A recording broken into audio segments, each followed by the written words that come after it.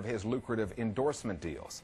Woods' lawyers are razor sharp, and they know that England's libel laws are the best a man can get. We're back after the break with a piece on the black hole that is the media space in Eritrea.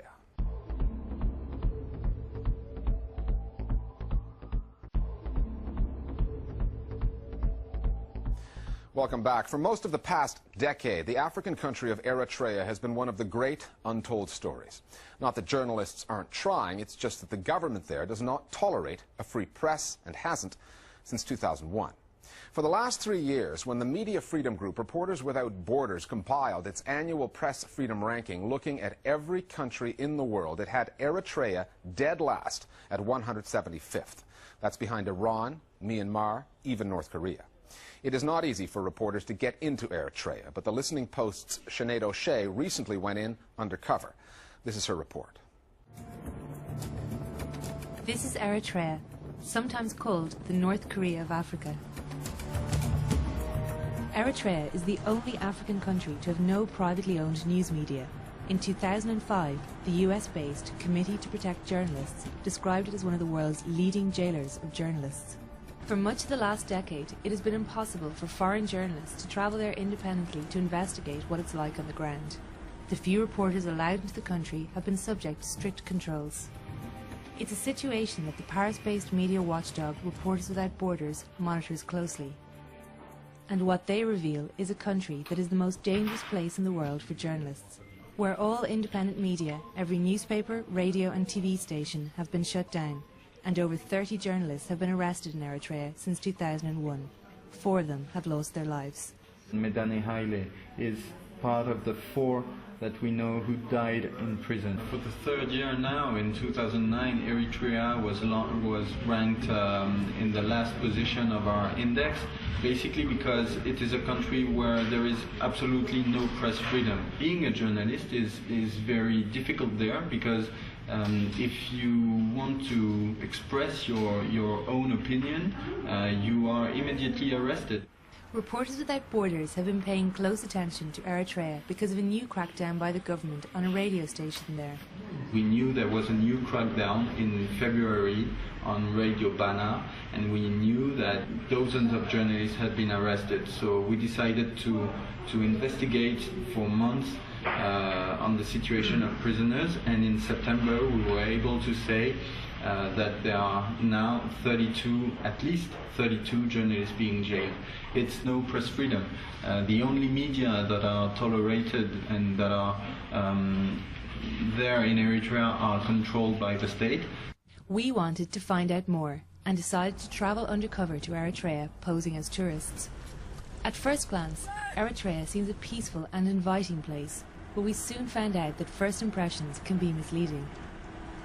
Moving around the country is difficult, as there are just 3 roads open to us, and the permits and security checks needed were time-consuming and complicated. People were afraid to talk freely to us, which made it impossible to work normally as a journalist. We were stopped when we pointed the camera in the wrong direction. We've just come back to our hotel fairly rapidly. We were filming on the street, and a man with very good English pulled up and told us to stop filming, and he said he would catch up with us later. So we're back here and we're digitising the footage that we've just filmed. It was these images they didn't want us to record. Food queues are common and prices hugely inflated inside the deserted supermarkets. So I wanted to hear from people about why it was like this. But when we asked, the employee became nervous and uncomfortable. For her own safety, we've decided not to show her on camera. Why are they so expensive? Expensive? I don't know. Watching the state-controlled television in Eritrea told its own story too. Television news consists of carefully selected news items intercut with segments from other channels. Coincidentally, these appear to support government interests. The US have been very belligerent towards Eritrea. I think it needs to change politically and engage with Eritrea. While much of the remaining output is focused on military matters.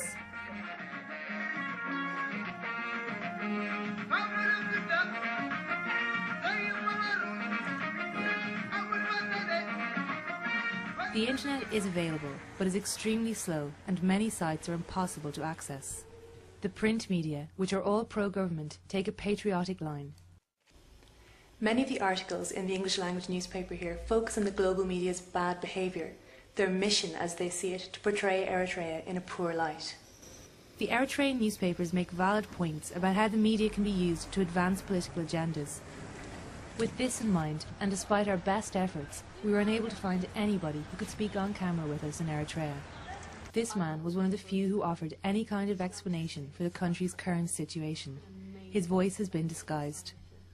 I would say misery has made us to think that way, because we have passed, even the past 30 years of struggle has taught us a lot. This is a big history. We learn from that. Eritrea won independence from its much larger neighbour Ethiopia in 1993 against near impossible odds. And the scars from that war are still visible all over the countryside and again every night on Eritrean TV screens.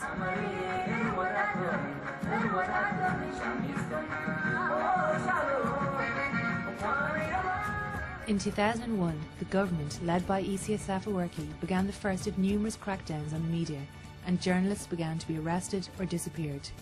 And in Eritrea, the only information you can get on the ground is coming from the Ministry of Information or from the government, which want to relay propaganda and war ideas against the international community in general.